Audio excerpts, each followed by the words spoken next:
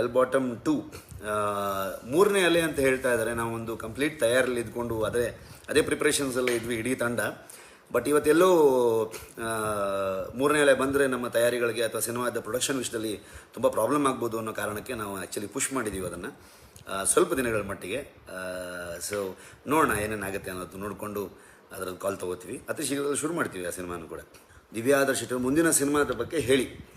So ಒಂದು thriller, ಒಂದು fantasy, ಒಂದು ನಮ್ಮ ಕಲ್ಚರ್ನ ಎಕ್ಸ್ಪ್ಲೋರ್ ಮಾಡುವಂಥ ಒಂದು ವಿಷಯ.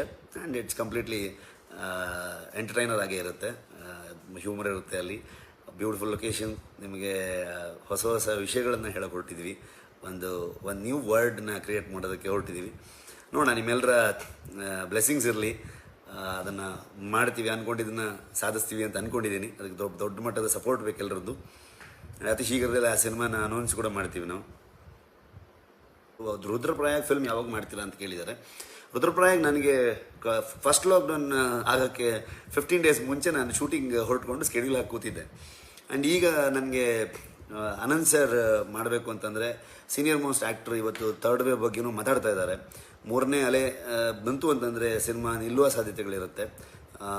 ಬೇರೆ ಹಿರಿಯ ಕಲಾವಿದರುಗಳು ಬೇರೆ ಒಂದಷ್ಟು ಜನರು ಇರೋದ್ರಿಂದ ಸ್ವಲ್ಪ ರಿಸ್ಕ್ ಆಗುತ್ತೆ. ಹಾಗಾಗಿ ನಾವು ಕಾಯ್ತಾ ಇದ್ದೀವಿ. ಒಂದು 100% ವ್ಯಾಕ್ಸಿನೇಷನ್ ಆಯಿತು, ರಿಸ್ಕ್ ಫ್ರೀ ಕೋವಿಡಿಂದ ನಾವು ಅನ್ನೋ ಥರ ಒಂದು ಯೋಚನೆ ಬಂದಾಗ ಖಂಡಿತ ಶುರು ಮಾಡ್ತೀನಿ ಆ ಫಿಲ್ಮ್ನ.